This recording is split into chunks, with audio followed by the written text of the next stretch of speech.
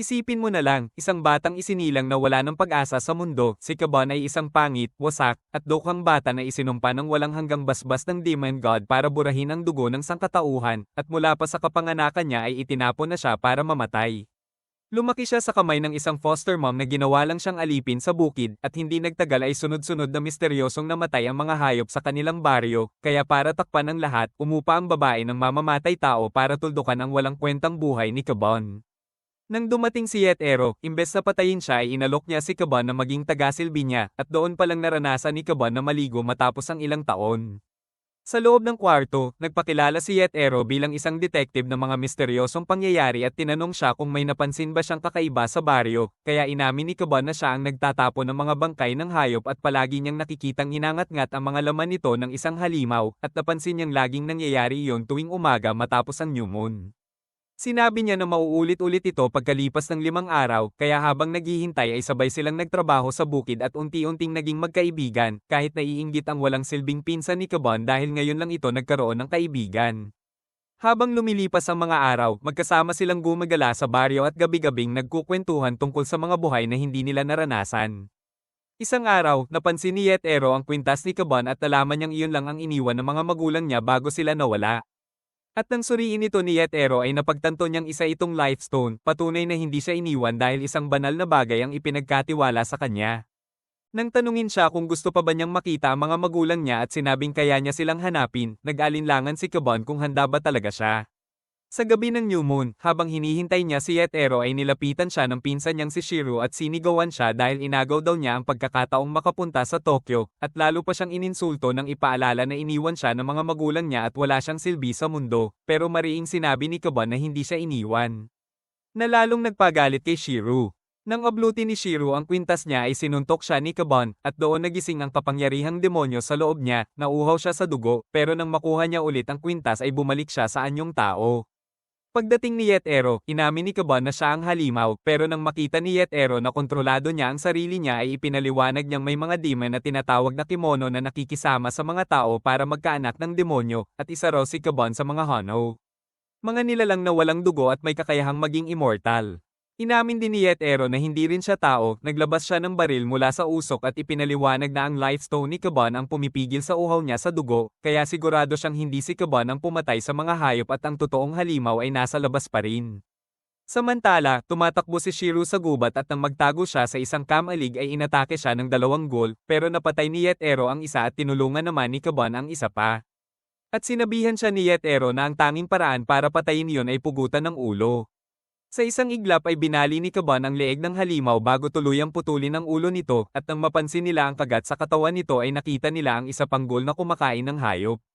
Halos mapatay si Yetero pero dahil sa atake ni Kaban ay nakaputok siya, at nang salpukin ng halimaw si Kaban sa puno ay pinaulanan ito ni Yetero ng bala, hanggang sa tuluyan itong mag-regenerate at doon ipinasok ni Kaban ang kamao niya sa bibig nito at pinugutan ito agad. Pauwi na sana sila nang aminin ni Kaban na hindi na siya pwedeng manatili sa baryo dahil siya ang isisisi sa lahat, pero biglang tinutok ni Yetero ang baril sa kanya at inamin na siya talaga ang inupahang pumatay sa kanya. At dahil alam ng tiyahin niya na isa siyang demonyo ay tinanong niya ulit kung gusto ba niyang makita ang mga magulang niya. Pagdating sa bahay, sinabi ni Yetero sa pangit na mangkukulam na tapos na ang salarin at siya na ang baalang magtapon ng bangkay ni Kaban, pero pagkalabas nila ng baryo ay nabuhay ulit si Kaban at nagtaka kung bakit hindi siya patay, pinaalalahanan lang siya ni Yetero na immortal siya. Pagdating nila sa Tokyo, ipinakita ni Yetero ang opisina niya na siya na ring tirahan niya at pinapagsuot siya ng bagong damit. At nang dumating ang 2 bata ay tinignan nila ang mukha ni Kaban at nagtanong kung sino siya, kaya ipinakilala siya ni Yetero kina Shiki at Akira at inalok siyang sumali sa kanilang Demon Hunter team, pero sinabihan siyang pag-isipan muna ang buhay niya. Nang tanungin siya ni Shiki kung ilang taon na siya at sinagot niyang 13 pa lang siya ay inutos nitong igalang siya bilang nakatatanda. Matapos siyang talikuran, humingi ng paumanhin si Akira sa kanyang pagiging bastos, pero napansin niyang nakatitig sa kanya si Kabion kaya tinanong niya kung may problema, ngunit agad niya itong tinanggihan kahit pilit itong nagpapaliwanag. Kinabukasan, nang dalhin sila ni Yetero sa kanilang unang misyon. Dumating sila sa isang restricted area kung saan ipinakita niya ang kanyang card sa mga first responder at ipinakilalang siya ang exterminator, kaya kinilala siya bilang isang espesyalista at pinapasok sila ng pulis, kahit pa may tutol na hindi raw pwede ang mga bata. Sinabi ni Yet Ero na mga espesyalista rin ang mga ito. Sa loob ng bahay ay sinalubong sila ng iba pang pulis at dalawang batang umiiyak, at nang silipin nila ang loob, nadiskubre ni Akira ang maliliit na insekto na kumakain ng katawan ng tao. Ipinaliwanag ni Yet Ero na ang mga ito ay tinatawag na senchicho, karaniwan ay hindi mapanganib at kumakain lang ng balat habang natutulog ang tao, pero may isang bagay sa loob ng kwarto ang nakaakit sa kanila, at kapag natanggal iyon ay babalik sila sa pugad nila, kahit hindi na niya masigurong iligtas ang mga biktima. May isang pulis na nagmungkahi na sunugin na lang ang mga katawan dahil akala niya ay patay na ang lahat, pero iginiit ng isa sa mga bata na buhay pa ang kanilang ina. Kaya sinubukan ni Shaki na gamitin ang kanyang spider silk, gumawa siya ng sapot pero kinain din ito ng mga insekto kaya napilitan siyang umatras. Doon nagboluntaryo si Cab Ainet na pumasok, at nang pumayag si Yet Ero ay inutusan siyang kunin ang bagay sa gitna ng kumpol. Sinalakay siya ng mga senchicho pero dahil wala siyang dugo ay hindi siya naparalisa. At dahil wala rin siyang takot, nang maitaas niya ang bagay ay biglang naglaho ang lahat ng insekto, nagyakapan ng mga bata at ang kanilang ina. Habang pinagmamasdan iyon ni Cab Ainet ay napaisip siya kung ano nga ba ang ibig sabihin ng pamilya, kaya nang paalis na sila ay tinanong niya si Yet Ero kung maaari ba niyang makilala ang kanyang mga magulang kapalit ng pagtatrabaho para sa kanya. Pumayag si Yet Ero at sinabing babawasan niya ang sahod bilang komisyon. Natuwa si Akira na makakasama pa siya. At sa opisina ay ibinunyag ni Shaki na ang kanyang ina ay isang arachna, isang spider kimono, kaya niya kayang maglabas ng sapot, pero nang itanong ni Cab Ainet kung buhay pa kaya ang kanyang mga magulang, malamig na sinabi ni Shaki na wala siyang pakialam sa mga magulang na nang abandona. Nang gabing iyon ay iniulat ni Yet Ero sa superintendent na may inampon siyang kakaibang bata na may hawak na lightstone, at sinabi niyang maaaring maging banta si Cab Ainet o siya lang ang kanilang pag-asa.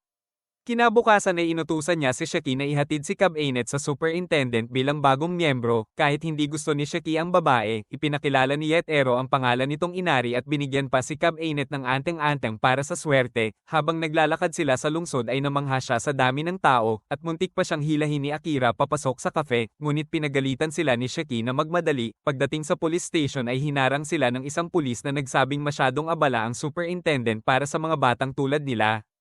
At kahit ipaliwanag ni Shaki na may appointment sila ay tinawanan lang siya hanggang sa dumating ang isang babae na nagtanong kung sino si Cab Ainet at inutusan siyang sumunod. Ang pangalan niya ay Kan, at nang subukan ni Shaki na sumama ay pinalayas siya at sinabing walang may gusto sa isang tall-unang tulad niya. Sa bawat hakbang na sinusundan ni Cab Ainet si Kan, ramdam ni Shaki ang pagkulo ng galit niya, at nang makarating sila sa isang meeting room, bigla na lang sinipa ni Kan si Cab Ainet papasok, kung saan sinalubong siya ng isang babaeng may pulang buhok na nagpakilalang si Inari, ang superintendent ng Metropolitan Police. Pinaupo siya at sinabing matagal na niya siyang hinihintay, at nang hilingin niyang makita ang Lightstone, ipinakita ito ni Cab Ainet, pero hindi pa rin siya nasiyahan at gusto pa niya itong makita ng mas malapitan.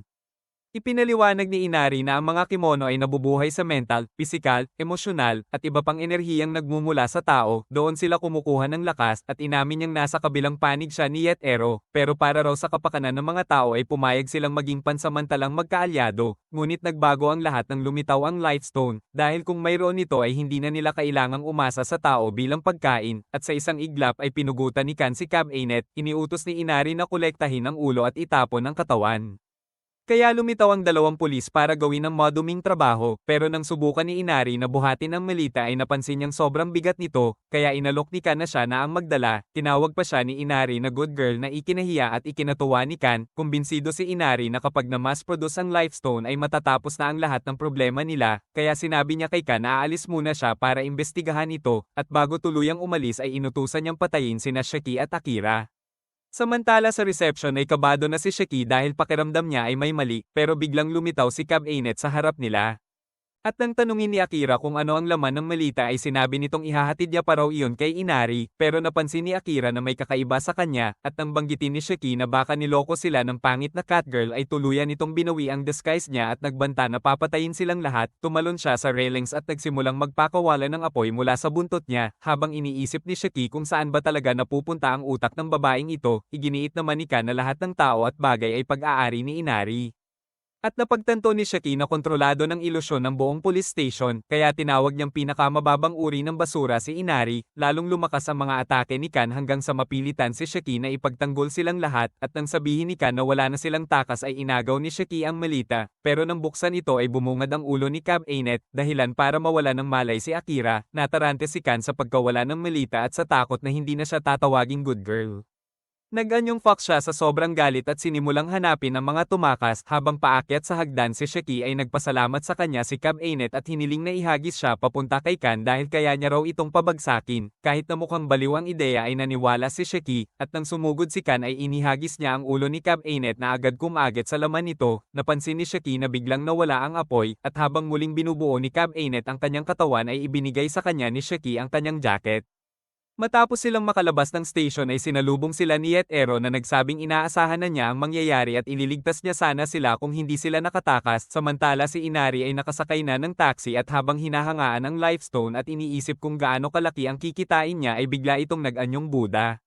Kasabay ng tawag ni Ero na nagsabing may utang siya sa kanya dahil sa pagtataksil at doon isinuka ni Cab Anet ang totoong Lifestone dahil ang nakuha ni Inari ay peke lamang na anteng-anteng na ibinigay ni Ero, alam niyang susubukan itong agawin, habang si Kan naman ay sugatan sa isang eskinita pero determinado pa ring tuparin ang misyon na dalhin ang ulo ni Cab Anet. Ng gabing iyon habang papunta sa opisina sina Ero at ang mga bata ay ipinakita niya ang signage at ipinaliwanag na ang liwanag nito ay umaakit sa mga kimono at sa mga taong binigyan nila ng kapangyarihan.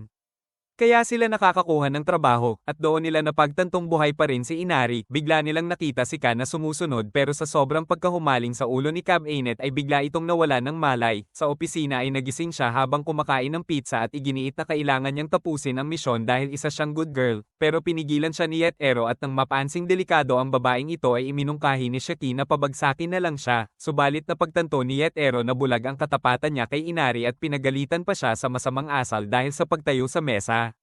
Agad naman itong humingi ng tawad at inutusan siyang maglinis dahil alam ni Ero na kaya niya itong kontrolin gamit ang takot nito kay Inari. Maya-maya ay may pumasok na lalaki at napansin ni Ero na may customer sila. Mabilis na lasing ang bisita at nang magtaka si Cab Anet kung bakit parang bar ang kalahati ng opisina ay ipinaliwanag ni Shaki na iyon ay alaala ng nakaraan ni Ero dahil dati ay may partner siya sa negosyo at ang bar ang pangarap ng partner niyang iyon, kaya kahit wala na ito ay pinanatili pa rin ni Ero. At binalaan niya si Cab Anet na huwag kailanman pag-usapan yon.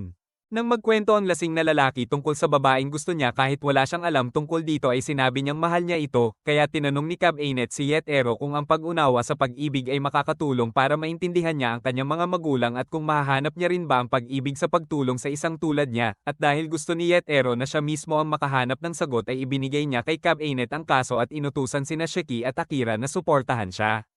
Habang nagpapatuloy ang usapan, sinabi ni Ero kay Kan na ibibigay niya ang ulo ni Cab Anet bilang gantimpala kung tutulong siya sa trabaho, dahilan para mapailing si Shaki at magtanong kung natutulog ba siya gamit ang puwit imbes na utak, pero pinakalma lang siya ni Ero at ipinaliwanag sa kliyente na sila ang hahawak ng kaso. Kahit tinawag pa silang mga bata at sinabing imposibleng gumana ang plano, kalaunan ay pumayag din ang lalaki at nagpakilalang si Year Uno. Sinabi niyang magkita sila kinabukasan ng gabi sa east exit ng Shinjuku Station.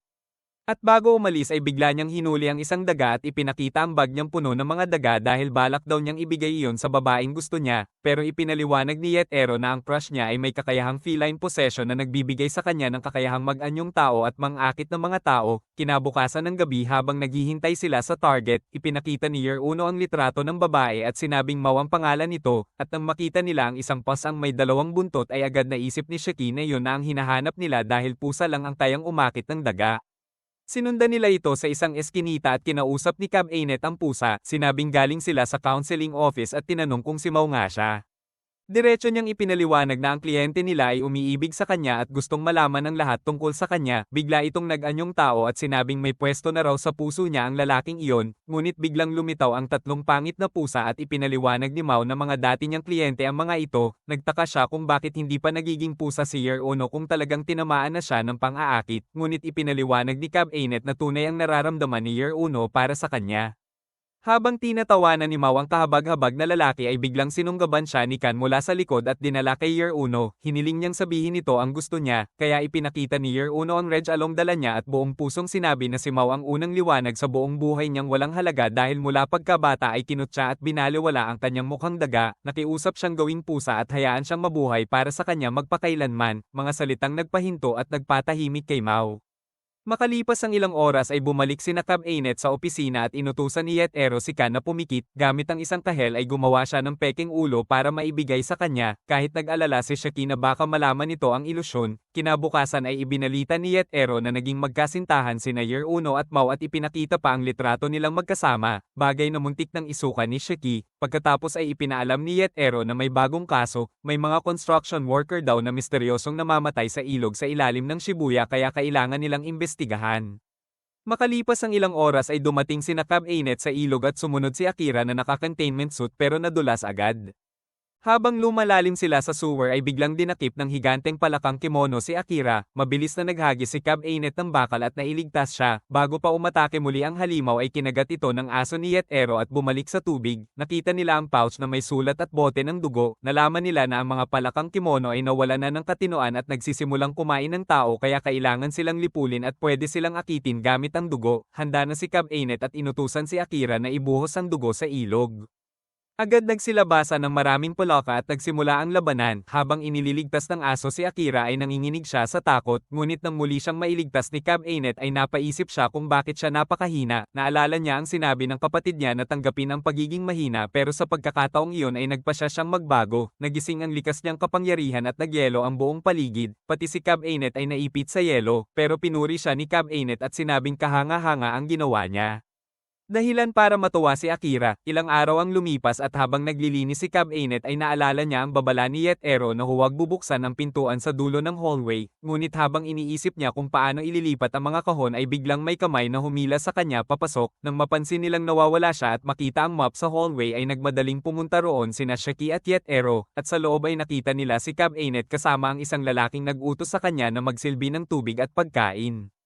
Ang pangalan niya ay Mihi, at sinabi niyang si Cab Ainet ay isang masunurin at sunod-sunurang alipin. Ikinagulat ni Akira nang aminin ni Mihi na matagal na siyang naroon at isa siyang vampira na nagbibigay ng ICT support sa counseling office ni Yetero. Itinalaga niya si Cab Ainet bilang personal niyang salesperson na ang trabaho ay magbukas at magsara ng bote ng tubig sa tabi niya, at buong galit itong tinanggap ni Cab Ainet bilang pinakamalaking karangalan sa buhay niya. Pinalabas ni Yetero ang mga bata at ipinaliwanag na si Mihi ay isang matandang kakilala na may pambihirang lakas at kaalaman, master niya ang lahat ng nababasa niya at nagsawa na sana sa mundo hanggang sa malulong sa mga online games sa Japan. Binalaan niya ang mga bata na layuan ang kwarto nito dahil siya ang nagbabantay ng lahat ng data nila. Ngunit kinabukasan ay makikitang muli si Cab Ainet na masayang nagsisilbi ng tubig kay Mihi.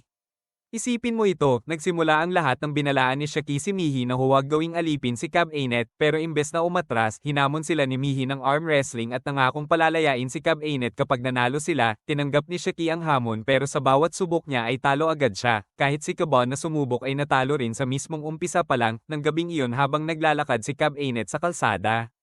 Iniisip niya kung paano pa siya lalakas, biglang nahulog si Kan mula sa puno, pero sinabi nito na wala na ring saysay dahil pinalayas na raw siya ni Inari at may kapalit na siya. Curious lang si Cab Ainet sa sarili niyang lakas kaya hinamon niya si Kan na maglaban. Nagbanggaan sila at habang tinutombe siya ni Kan at pinupuntusan ng suntok, nagawa pa ring itaboy ni Cab Ainet palayo. Doon biglang umiyak ang babae at tinawag ang sarili na masamang babae dahil natalo siya kaya hinawakan ni Cab Ainet ang kamay niya. Sa opisina naman lumabas si Mihi at inamin na nabali ni Cab Ainet ang pulso niya sa arm wrestling at aabuti ng isang linggo bago gumaling, kaya noong gabing iyon sinabi niya sa mga bata na may misyon si Yetero para sa kanila at sobrang excited si Shaki. 3 taon na ang nakalipas nang may sunod-sunod na insidente sa isang electronics company na ikinamatay ng 16 na tao, pero bigla itong tumigil kaya hinala ni Mihi may tinatago ang kumpanya. Ang misyon nila ay alamin kung paano biglang naging zero ang bilang ng namamatay at sinabi ni Mihi na pinagkakatiwalaan sila ni Yetero, habang si Yetero naman ay pilit na lumalabas sa isang nakalock na kwarto. Nang pumasok si Shaki sa kumpanya ay sinundan siya ng electronic car ni Mihi na ipinaliwanag niyang magiging partner niya. Nang mapansin ni Shaki ang isang ilaw ay nakita niya ang 12-dosenang empleyado sa loob ng kwarto, pero nang may isang lalaking tumakbo palabas at nagsabing nag-quit na siya, biglang lumitaw ang isang pangit na nilalang na ang pangalan ay Kaga, ang manager. Nagkunwari siyang nag-aalala at inakay ang lalaki palayo. Sinundan sila ni Shaki at nakita niyang sinisipsip ng mukhang lamok ang utak ng lalaki hanggang mawalan ito ng malay. Paggising nito ay brainwashed na uli at bumalik sa trabaho. Nang magmungkahi si Cab Ainet na umatake ay sinabi ni Shaki na wala silang laban kaya mas mabuting umatras muna at magplano kasama si Yet Ero. Pumayag si Cab Ainet pero nadismaya si Mihi at inisip na boring ang pagiging maingat ni Shaki kaya sinagasaan niya ang pader gamit ang kotse para gumawa ng ingay. Narinig ito ng mga babae at isa sa kanila ang nag-check at nakita ang kotse sa hallway. Inakala niya itong laruan at itinago habang sinabing galing lang sa kahon ng gamit ang ingay, pero iminungkahi ni Kaga na mag-imbestiga pa sila. Nang palis na sila ay bumalik ang mukhang lamok na nakita sa kabila ng invisibility ni Shaki. Bago pa ito umatake ay kinoryente siya ng kotse ni Mihi at nawala ng malay. Pero nang pilitin ni Mihi si Shaki na umalis ay napansin niyang nagpapanik attack ito. Napagtanto niyang may trauma si Shaki at ang pagiging rational nito ay panakip lang, kaya naisip niyang interesting itong paglaruan. Kasabay nito ay papalapit sina Cab Ainet at Akira. Sinabi ni Mihi na aksidente niyang naalerto ang kalaban at nakasalubong nila ang isa sa mga babae sa hallway. Paralisado pa rin sa takot si Shaki. Nang makatayo ang babaeng lamok ay taimtim siyang humiling na may sumagip sa kanya.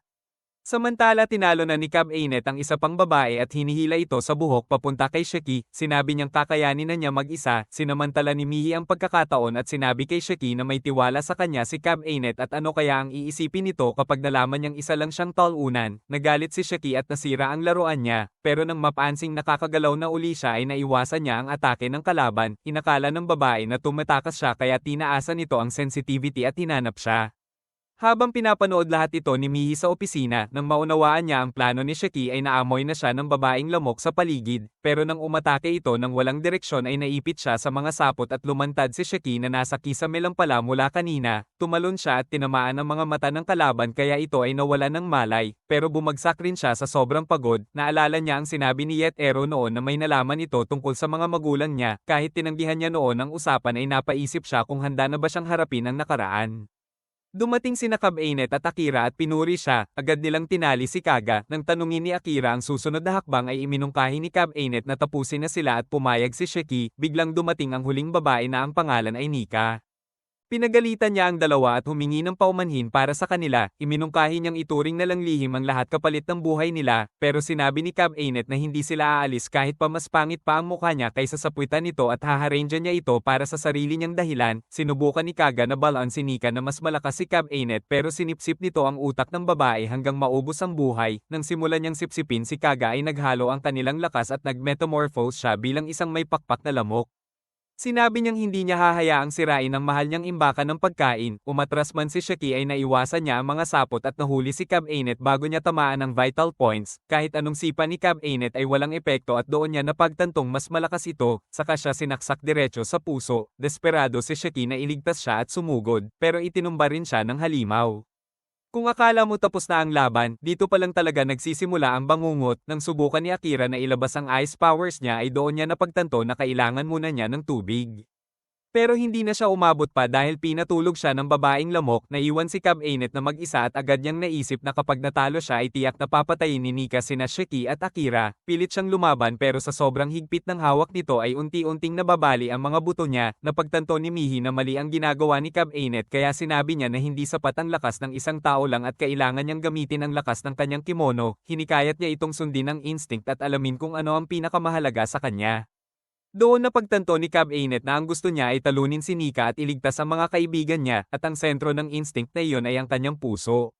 Sa sandaling iyon ay nagising ang tunay niyang kapangyarihan, gumaling ang nabaling kamay niya at tuluyan niyang nalampasan si Nika. Bago pa ito makapaghanda ay napiunit niya ang mga braso nito. Nagtataka ang halimaw kung paano niya nagawa iyon habang naalala ni Cab Ainet na ito rin ang parehong lakas na naramdaman niya noong kinuha ni Shura ang Lifestone niya. Ngunit bago pa niya tuluyang tapusin si Nika ay pinigilan siya ni Yet Ero at inutusan siyang bumalik kasama ang iba. Ipinaliwanag ni Yet Ero na investigasyon lang ang trabaho nila at si Inari na ang bahala sa natitira. Biglang may dumating na kakaibang bata na nagpakilalang si Haro at sinabing tauhan siya ni Inari, pina-address niya si Cab Ainet at nilagyan ng maliliit na ilaw ang katawan ni Nika bago pamitik at sunugin ito hanggang maging abo. Ipinaliwanag ni Haro na hindi sila pwedeng mag-iwan ng ebidensya at isa-isa niyang tinapos ang iba pa. Ngunit bago umalis si Cab Ainet ay binalaan siya ni Haro na hindi pa rin sumusuko si Inari sa Lightstone niya at matagal na siyang minamanmanan. Sinabi niyang magiging ligtas lang siya kung kusa niyang isusuko ang bato. Nang tanungin ni Cab Ainet kung bakit niya sinasabi ito ay inamin ni Haro na galit siya kay Inari. Makalipas ang ilang araw sa opisina ay naglakas loob si Shiki na tanungin si Yetero tungkol sa sinabi nito dati tungkol sa mga magulang niya at sinabi niyang handa na siyang malaman ang totoo. Kaya sumunod na linggo ay bumiyahe sila papunta sa bayan niya at binati siya ni Cab Ainet. Kahit iniisip ni Shiki na hindi na niya makikita ang mga magulang niya ay ikinwento niyang tumira siya noon sa tiyuhin niya at minsan ay kasama rin ang kanyang ina. Pagdating nila ay pinaghintay muna sila ni Yetero sa isang tindahan at doon nakita ni Cab Ainet ang alamat ng Nishikagumo, isang gagambang kayang gumawa ng gintong sapot.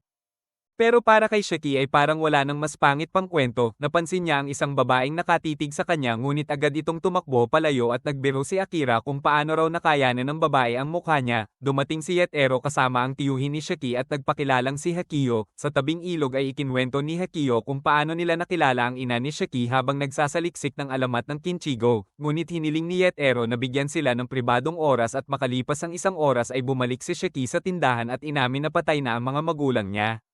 Tila tanggap na niya iyon at sinabi niyang sapat na ang paliwanag na namatay ang ina niya noong 5 taong gulang siya, ngunit ramdam ni Cab Ainet na nagkukunwari lang siyang ayos. Nang gabing iyon habang pinapanood nila ang mga alitaptap ay napatingin si Shiki sa isang punong pamilyar sa kanya at biglang bumalik ang alaala ng pagkabata niya. Tumakbo siya papunta sa gubat at sinundan ni Cab Ainet. Naalala niyang lagi siyang pinaghihintay ng ina niya pero minsan ay sinundan niya ito hanggang sa isang kubo at nang buksan niya ang pinto ay isang nakakatakot na eksena ang bumungad sa kanya.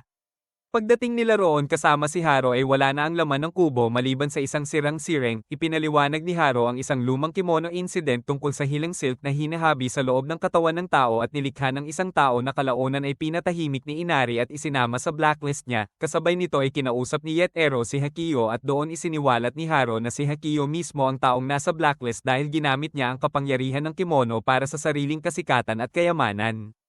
Naalala ni Shiki na matapos niyang makita ang eksperimento ay may bumugbog sa kanya at paggising niya ay sinabi ni Hakiyo na naaksidente ang ina niya at kailangan niyang lumayo. Dahil bata pa siya ay naniwala siya at kalaunan ay inisip na patay na ito, ngunit ngayon ay puno ng galit si Shiki sa sarili at sa sinungaling niyang tiyuhin, at sa puso niya ay malinaw na kailangan niyang panagutin ang taong Samaire sa buhay niya.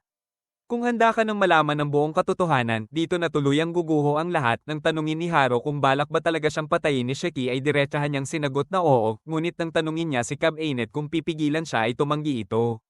Dahilan para madismaya si Shiki dahil ni hindi man lang siya sinubukang pigilan, samantala ay patuloy pa ring naglalakad sina Hakiyo at Yetero, at nang tanungin ni Yetero ang tungkol sa gintong sapot ng gagamba at isiniwalat na nalaman niyang hindi ito kailanman na ibenta ay napaisip si Hakiyo kung siya ba ang tinutukoy na hadlang sa landas niya, ngunit sinabi ni Yetero na iba ang taong iyon at doon niya tuluyang nakumpirma na si Hakiyo ay nanatiling basurang tao, gayunpaman ay hiniling niyang marinig pa ang tungkol sa ipinagbabawal na golden webbing. Inamin ni Hakiyo na totoo ang alamat ng Nishikagumo at nang matuklasan nila ito ng kapatid niya ay itinulak niya ito sa bangin upang magamit ang ina ni Shiki bilang pabrika ng gintong sapot. Nang piliin ng ina ni Shiki na manatili sa mundo ng tao para alagaan ang anak ay inalok niya itong gawing pera ang kapangyarihan nito kapalit ng marangyang buhay, ngunit nabigo ang lahat ng eksperimento, kaya nang matuklasan ni Shiki ang lugar ng mga pagsubok ay sinadya niyang ilayo ang bata hanggang magulo ang alaala nito. Kalaunan ay namatay ang ina ni Shiki, ngunit tuwang-tuwa si Hakiyo dahil sa wakas ay nagtagumpay sila at tinawag niya itong Miracle Golden Webbing na kayang magpagaling ng lahat ng sakit at sugat. Hindi niya alam na nahulog na siya sa bitag ni Yetero na palihim na ni-record ang lahat ng sinabi niya. Agad siyang itinaas ng mga sapot sa puno at nang dumating si Shiki kasama ang mga kaibigan niya ay sinabi niyang bibilisan niya ang kamatayan nito. Pilit pang nagpaliwanag si Hakiyo na maling akala lang ang lahat at ginagawa lang niya iyon para suportahan ang ina ni Shiki. Ngunit lalo pang hinigpitan ni Shiki ang sapot at inutusan siyang manahimik. Biglang dumating si Akira na galit at tinanong kung bakit siya iniwan at inamin pang sa sobrang takot ay ilang beses siyang napaihi. Napagtanto ni Yetero na siya na marahil ang pinakawalang silbing batang nakita niya, biglang may lumabas na halimaw mula sa mga palumpong ngunit agad itong binaril ni Yetero, sinundan pa ito ng isa ngunit naubusan siya ng bala at hinayla silang lahat papasok sa gubat. Doon napagtanto ni Shiki na napapalibutan na sila, ipinaliwanag ni Haro na ang mga halimaw ay mga kapatid ni Shiki na isinilang mula sa mga eksperimento, habang ipinapaliwanag ni Hakiyo ay naputol ang sapot at bumagsak siya sa lupa. Sinabi niyang hindi man sila Golden Webang ay may kaunting katalinuhan pa rin sila at natutunan nila ang mga salitang itinuro ng ina nilang si Kumi, bigla nilang tinawag si Shiki at sinabing mahal nila siya, at nang marinig ni Shiki ang parehong boses ng ina niya ay tuluyan siyang napahagulgol. Tinanong ni Cab Anet kung ano ang gusto niyang gawin at humingi siya ng tulong, nang sumugod ang isang halimaw ay agad itong inuntog ni Kaban sa puno, samantala ay naipit sina Yetero at Akira ng iba pang halimaw kaya hiniling ni Yetero na i-freeze ni Akira ang braso niya upang pigilan ang lason kahit muntik na pati mukha niya ay nagyelo. Biglang lumitaw ang isang batang babae at inutusan ng mga halimaw na tumigil. Sinabi niyang sundan siya kung gusto nilang gumaling ang sugat. Sa kabilang panig ay dinurog ni Cab Anet ang dalawang halimaw at sinabing si Hakiyo lang ang pakay niya. Habang nanginginig sa takot si Hakiyo ay sinabi ni Cab Anet na tatapusin niya ang walang kwenta nitong buhay. Lumitaw ang mas malaking halimaw na tumatawag kay Shiki ngunit naiwasan ito ni Kaban at tinamaan ang mata nito. Napaligiran din si Haro ng mga halimaw ngunit sa halip na tulungan ay pinanood lang siya ni Cab Anet hanggang pinitik ni Haro ang mga daliri at nilamon ang mga ito. Habang nanghihina si Shiki ay hiniling niya kay Cab Anet na ubusin ang lahat ng halimaw at sa isang iglap ay nilipol niya ang mga ito. Meanwhile ay narating ni Yetero at Akira ang isang bukal kasama ang batang siya at ang isawsaw ni Yetero ang kamay niya ay agad itong gumaling. Ipinaliwanag niya na may detoxifying effect ang bukal at kaya rin itong pagalingin ang mga kimono. Ngunit sinabi niyang may kailangan pa siyang itanong kay Hakiyo bago ito tuluyang ipadala sa Nirvana. Sa kabilang panig ng gubat ay tuluyan ng natalo ni Cab Anet ang lahat ng halimaw at itinapon si Hakiyo. Handa na sana nilang patayin ito ngunit humingi ng paumanhin si Shiki at sinabi niyang ang pagpatay kay Hakiyo ay hindi na maibabalik ang pamilya niya at ang tanging nais niya ay muling makita ang ina niya. Dumating siya at sinabihan si Hakiyo na manahimik at tinawag siyang kahihiyan. Hinanap niya ang kakon at kahit tumanggi si Hakiyo ay nagpasya si Yetero na tulungan siyang hanapin ito at tinawagan si Mihi, na agad namang itinuro ang bukal sa damuhan ng skunk cabbage. Doon tumakbo siya at napagtantong ang dahilan kung bakit may detoxifying effect ang tubig ay dahil unti-unti nang natutunaw dito ang mga bahagi ng kakon. Kung akala mo tapos na ang lahat, dito pa lang talaga nagsisimula ang pinaka-emosyonal na bahagi ng kwento. Habang naghihintay siya sa loob ng tubig ay pinigilan siya ni Shiki at sinabing malulunod siya kaya siya na lang ang sisid. Agad siyang lumusong at hinanap ang kakon ngunit nang matagpuan niya ang ina nilang si Kumi na nakakulong sa ilalim ng tubig ay may halimaw na parang peteng ang palihim na lumapit sa likod niya. Hindi nagtagal ay napuno ng dugo ang ibabaw ng tubig ngunit nang lumutang ang halimaw na patay na ay lumabas si Yetero at ibinunyag na buhay pa rin ang ina nila. Nang gabing iyon ay inamin niya kung sino talaga siya at sinabing siya ang Golden Webang, at nang dumating sina Yetero at ang iba ay napagtanto nilang buhay pa si Kumi, ngunit nang magsalita ang bulok na ulo at sabihing sinadya niyang panatilihing buhay si Kumi para patuloy siyang gamitin sa paggawa ng mga halimaw ay agad siyang pinatahimik ni Shiki. Gusto niyang iligtas ang ina kaya hiniling niya kay Yetero na ilipat ito sa mas ligtas na lugar at agad nila itong dinala. Pagdating sa sasakyan ay napansin nilang nawawala si Haro ngunit minungkahi ni Yetero na bumalik muna sila sa Tokyo. Pagdating sa klinika ay sinabi ni Yetero na may dahilan kung bakit hindi pa nagigising si Kumi at mas mabuting kumonsulta sa espesyalista, kaya pagpasok nila ay inanunsyo niyang may kimono case sila at biglang lumabas ang isang matandang babae na nagngangalang Ohana. Matapos suriin ang katawan ay sinabi niyang psychological ang problema at maghahanda siya ng espesyal na herbal treatment. Dahil sa itsura nito ay natanong ni Akira kung tao ba siya kaya ipinaliwanag ni Yetero na si Ohana ay isang human veterinarian na tumutulong din sa mga kimono. Nang gabing iyon habang tulog ang lahat ay naghintay siya sa labas ng kwarto at nagtanong sa sarili kung may karapatan pa ba siyang makita ang ina nila, ngunit naramdaman ni Shiki ang presensya niya at inanyayahan siyang pumasok. Inamin niya ang takot niya at tinanong kung galit ba si Shiki sa kanya. Tinawag niya ang sarili na masamang binhi na dapat pinuksa at nagtaka kung bakit siya hindi pinatay tulad ng ibang halimaw. Ngunit sinabi ni Shiki na dahil pinanatili niyang buhay ang ina nila at kumpara sa kanya ay wala siyang nagawa.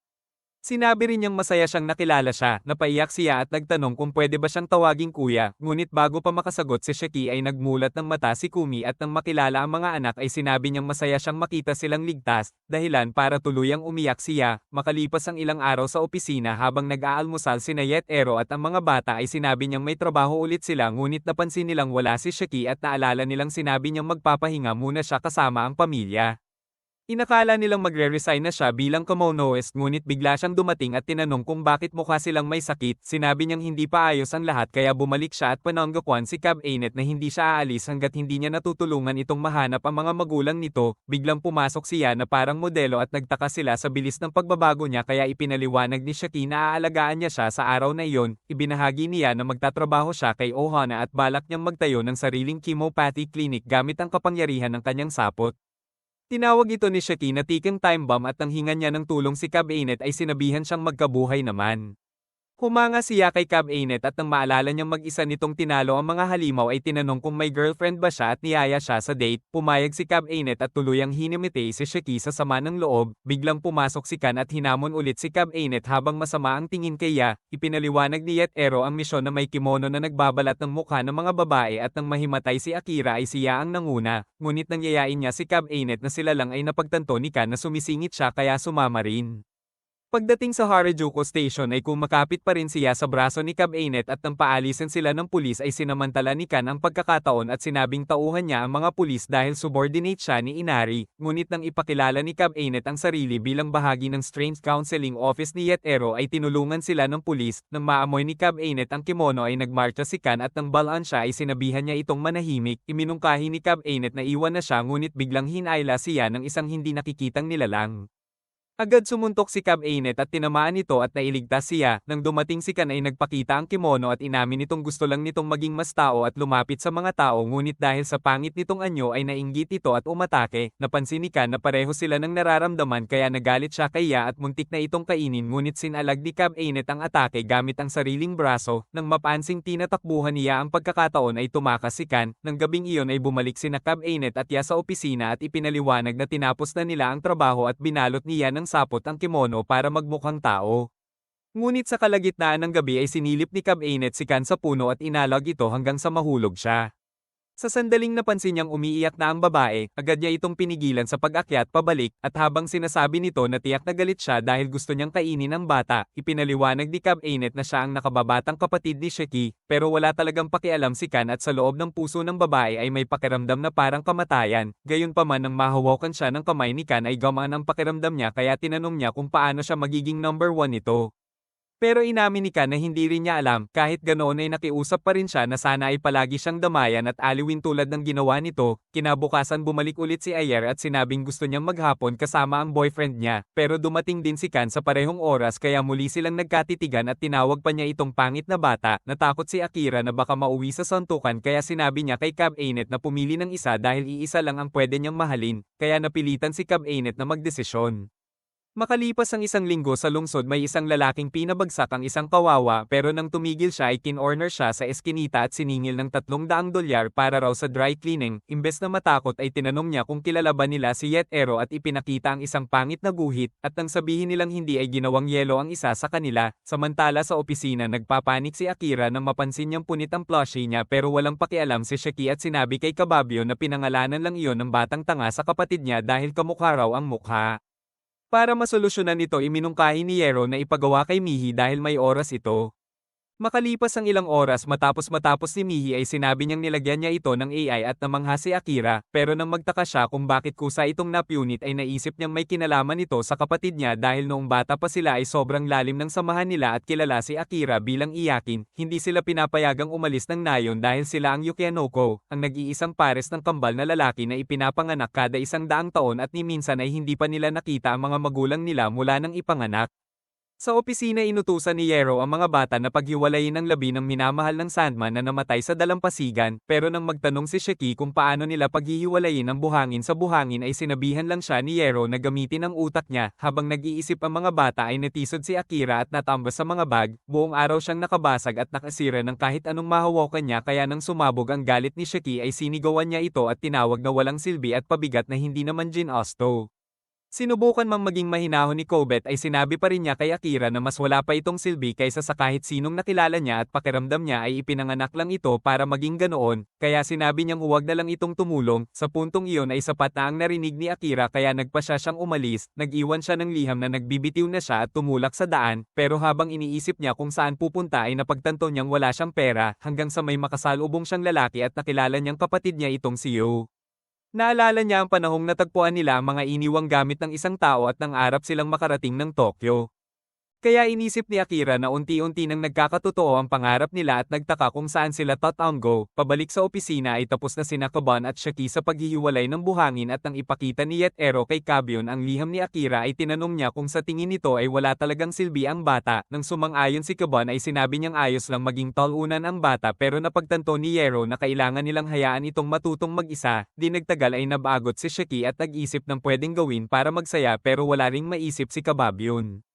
Samantala ay nakalabas na ng lungsod sina Akira at Yo at nang sabihin ni Akira na gusto niyang tumira sa isang kastilyong yelo ay agad itong nilikha ni Yo. Sa loob ay napagtanto ni Akira na halos kumpleto na ang lahat ng gusto niya pero nang subukan niyang magpicture para sa social media ay agad itong nagyelo at sinabi ni Yo na hindi na niya kakailanganin ang cellphone. Nadurog ang puso ni Akira at napansin niya ang galit sa mga mata ng kapatid niya kaya napatahimik siya at ikinulong ni Yo.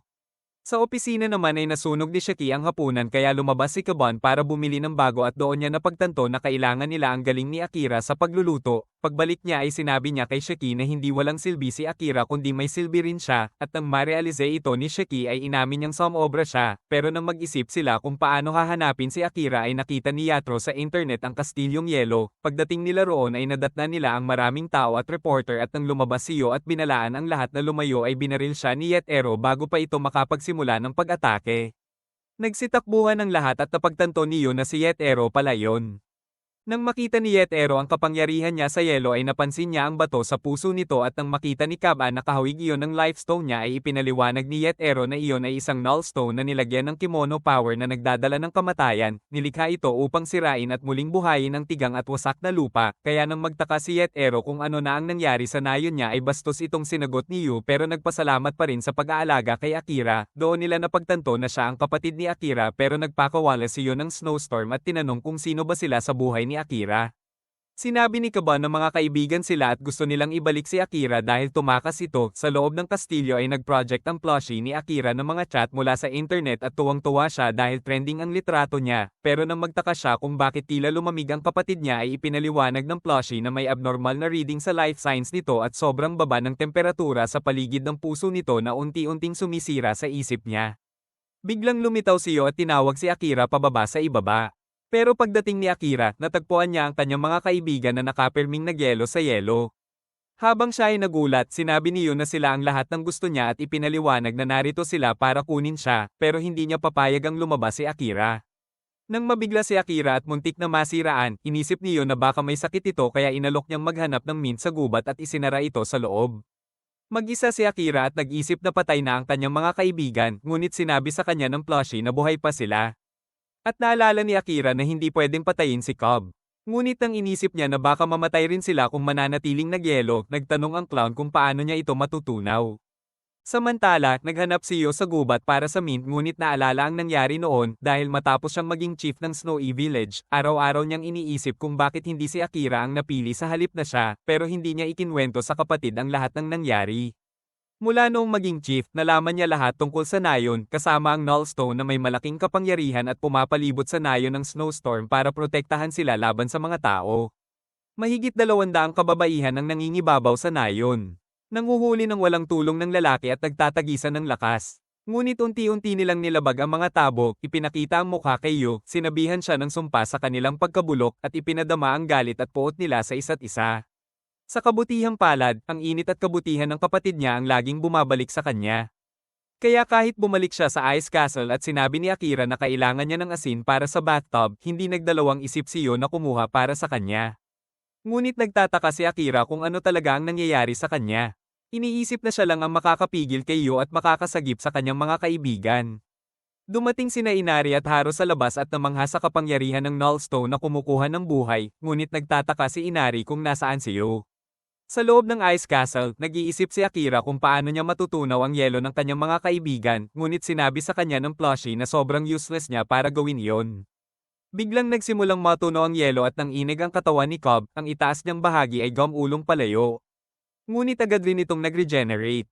Nang ipinaliwanag ang kapangyarihan ng Nullstone, naisip ni Akira na ito ang dahilan sa sobrang lakas ni Yo. Nang sinabi ni Kabon na kailangan niyang talunin ito, naisip ni Akira na balak niyang labanan ang kapatid at natakot na mauwi lang ito sa sakuna. Ngunit habang humihingi ng tawad si Kababyon sa pagsabi sa kanya na useless siya at sinabing mahalaga siya sa kanila, hiniling niyang bumalik sa opisina, nagdesisyon si Akira na umatras at sinabi niya sa kapatid niyang ayusin ang kanila, itinapon niya ang plushie sa isip na nagpapanggap lang siya. Nagtataka si Kaban kung bakit nagsisinungaling si Akira, ngunit sinabi nito na palagi na niyang nararamdaman iyon at naiinis siya. Biglang dumating si Yu, pero tinakpan ni Akira si Kababyon bago ito makatakbo, at sinabi kay Yu na wala na siyang pakialam sa mga kaibigan, kaya iminungkahi na umalis na sila sa kastilyo. Habang naglalakad sa gubat, umaasa si Akira na aayusin na ni Cab Anet ang lahat. Sa parehong oras sa kastilyo, ipinaliwanag ng plushie ang plano ni Akira kay Cab Anet pagkatapos maligo ni Yetero at Shaki sa asin, ipinasok ang plushie sa pagitan nila para makalikha ng init. Biglang lumitaw si Inari at nagtataka kung paano nakapasok. Sinabi niyang hinahanap niya ang Nullstone at tinanong kung tutulungan siya. Sa gubat, naglalakad si Nayo at Akira at naalala niyo noong maglakad sila sa nayon, tinanong siya ni Akira kung mahirap ang tungkulin bilang chief dahil lagi siyang mukhang malungkot, pero sinabi niyo na itoon ang isip sa tanging bagay na kaya niyang gawin, ang ngumiti at panatilihing dalisay. Inisip niyo na si Akira ang mapipilitang maging chief kapag nalaman ng kababaihan na lalaki siya at magtatagisan para sa kanyang binhi. Kaya tinipon niya sila at pinayagang umalis si Akira sa nayon kapalit ng pagtugon sa lahat ng nais ng kababaihan. Pagkatapos pumayag, sinabi niyo kay Akira na magtungo sa timog para hanapin si Yetero sa Tokyo at nangangako siyang susunod agad. Ngunit nang malaman niyang balak patayin ng kababaihan ang kapatid, nagdesisyon siyang harapin ang leader. Nang subukan siyang pigilan, nakatakas si Yo. Sa gubat, naramdaman niyang may paparating kaya tinakpan ni Yo si Akira sa malaking ice crystals, ginawa itong hawla, ngunit lumitaw si Haro sa puno. Nagdesperadong alisin siya, umatake si Yo gamit ang yelo at nahuli ang paa niya habang tumatalon, pero tinunaw ito ni Haro at nag-transform bilang fox. Sa Ice Castle, ipinaliwanag ni Inari na parang lifestone ang Nullstone at pwedeng matuto si Kabon tungkol sa kanyang mga magulang kung makukuha niya. Pero inisip niyang isa na naman itong walang silbing trick kaya sinabi ni Yatero na ituloy na. Habang nagyayelo pa si Kabyon, nagtaka kung paano nakapagsalita, ipinaliwanag ng plushie na ipinapadala nito ang mensahe base sa tono ng puso at brainwaves niya. Nang mahikayat ni Yetero si Cab Anet na hindi siya aatakihin ni Inari, hiniling niya na iligtas si Akira kaya tumakbo si Cab Anet. Sa gubat, tumatakbo si Haro sa mga palumpong at nagsummon ng 6 na clones, pero naglabas siya ng ice crystals para lipulin sila. Bago niya ilabas ang iba pang crystals, nagpatuloy si Haro sa pagtakbo sa fog at nang mapansin na distracted si Yu, sinubukan niyang nakawin ang Nullstone ngunit nilalanta ang kanyang kamay. Biglang na-realize ni Yu kung ano ang gusto ni Haro, kaya sinabi niya na wala siyang pakinabang ang stone para sa kanya. Pero habang nagtatago si Haro, naisip niya na sadyang pinapadala siya ni Inari para kunin ito kahit alam niyang delikado. Nang makita niyang imposibleng makuha ang stone, nagdesisyon si Haro na kunin na lang ang buong katawan ni Yu. Habang nagpapalitan ng atake, halos tamaan ni Yu si Cab Anet ng ice crystals, pero naitulak siya ni Kabyon. Humingi ng paumanhin si Kabyon at inalok ang tulong niya. Ngunit binalaan siya ni Haro na may freeze siya kapag masyado siyang lumapit at ipinaliwanag na kailangan nilang patigilin si Yu. Samantala, pilit na nakikipaglaban si Akira para makalabas at nang makita ang apoy sa fog, muntik na tamaan ni Cab Anet si Yu. Napagtanto ni Yu na sinadyang pinapaso ni Kabyon ang kanyang katawan para matuno ang yelo. Habang naglalaban sila, pinalakas ni Yu ang ice armor niya, kaya madali niyang naiparada ang mga atake ni Cab Anet. Umiiyak si Akira sa hawla. At nang lumapot ang fog, ginawa niya itong giant snowflake at ibinagsak sa hawla. Patuloy ang matinding laban ng dalawa, at nang humina ang apoy ni Yu, hiningi niya kay Haro na palakasin pa ang apoy, ngunit binalaan siya na masisira ang katawan niya at magiging mahina. Pinilit ni Kabon na kayang tiisin ito ng ilang segundo, kaya pinatindi ni Haro ang apoy, at ginamit ni Kabyon ang adrenaline para umatake, matuno ang yelo at makapag-double blow. Pero habang magpapatuloy na umatake, nagsimulang mag-disintegrate ang katawan niya. At hamarang si Akira. Habang nakatingin sa pagkasira ng katawan niya, naglabas ng ice crystals ang Nullstone at sinunog ang katawan ni Yu, naubos ang enerhiya niya. Dumating si Haro at ipinaliwanag na kung mananatili ang stone sa loob ni Yu, tuluyang mawawala siya.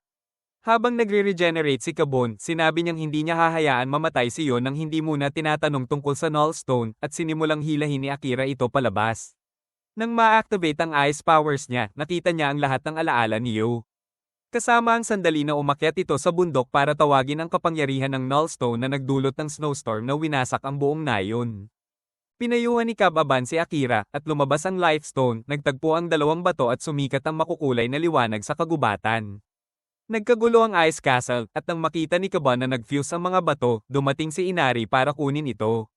Ngunit sinabi ni Haro na pag-aari ni Kaban ang stone at hiniling na ibalik ito. Wala nang pagpipilian si Inari kaya ibinigay niya ang stone. Pinili ni Haro na hindi sumama, sinabing tatanggapin niya bilang parusa sa pagiging pabaya. Sa klinik, nagpunta si Akira kay Cab-Anet sa labas ng kwarto niyo at humingi ng tawad sa pagsabing galit siya sa kanya.